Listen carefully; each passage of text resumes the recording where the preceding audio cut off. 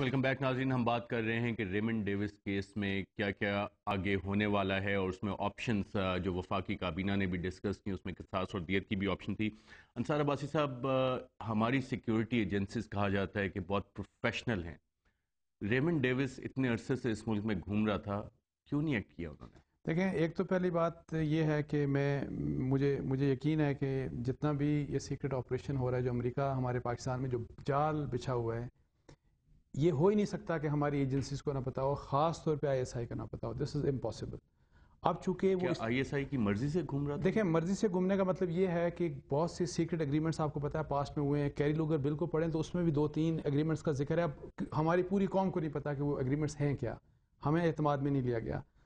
کس قسم کے اگریمنٹس مشرف صاحب کر گئے، ہم اس ملک کے ساتھ کیا کیا غداری کر گئے، نو بڈی نوز. اصل بات یہ ہے، میں یہ کہتا ہوں کہ it is a challenge for the intelligence agencies of the country. اور میں ان سے کہوں گا کہ جو بھی اگریمنٹس تھے، میں ان سے کہوں گا کہ جی جو ریمنڈ ڈیوس کی طرح کے جو لوگ ہیں، ان کو اپنے ملک کا انٹرسٹ پہلے لا کے بجائے اس کے کہ صحافیوں، جتنے بھی انٹیلیجنس ایجنسیز ہیں، صحافیوں اور پولیٹیشنز کو اب پیچھا کیا جائے اور ان کے ٹیلی فون کو ریکارڈ کیا جائے، اپنی اصل ذمہ داری کی طرف آئیں اور ان لوگوں کو نہ صرف بے نقاب کریں، انکور کریں، ان کو پیک اپ کریں، اس ملک سے بگائیں ان لوگوں کو. دس از دیئر بیسک امریکی امداد کے رسپانسبلٹی. بغیر ہمارے پاس تنخواہیں دینے کے بھی پیسے نہ ہوں. خرم دستگیر صاحب، کیا وجہ ہے کہ صدر اوباما کو بھی اس ایک شخص کے لیے بیان دینا پڑا؟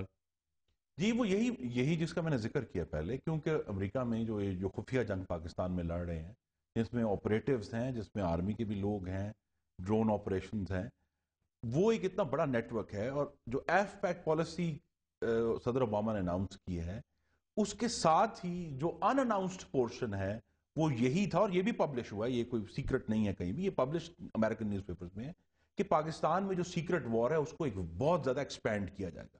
اور چونکہ وہ اتنی ایکسپینڈ ہو چکی ہے، اصل جو امریکہ کو خطرہ وہ یہ ہے کہ اس ریمنڈ ڈیوس کی کیس کی وجہ سے یہ ایک کونا اٹھ گیا ہے اس سیکرٹ وار کے اوپر سے، اور کہیں یہ سارا جو فیبرک ہے وہ انریول نہ ہو جائے، جس کی وجہ سے جو انہوں نے پورا تانا بانا پاکستان میں بنا ہوا، جس کی وجہ سے اوباما کو کہنا پڑا ہمارے پاس جو رستہ ہے وہ یہ ہے کہ ہم اپنے قوانین کو سخت کریں اور ان پر عمل درآمد کو یقینی ہے، وہ لاء جو ہے وہ ہمیں بچائے گا. خرم دستگیر صاحب اور انصار عباسی صاحب، آپ دونوں کا پروگرام رپورٹر میں شرکت کا شکریہ. اور جیسے خرم دستگیر صاحب اور انصار عباسی صاحب کہہ رہے تھے کہ سیکرٹ وار کو انریول کرے، اسے لوگوں کے سامنے کھول کے لے کے. ناظرین، اگلے ہفتے رپورٹر پروگرام میں اس پہ ہم آپ کو مزید تفصیلات بتائیں گے کہ پاکستان میں یہ خفیہ جنگ کس طرح سے لڑی جا رہی ہے. اجازت دیجیے گا. اللہ حافظ.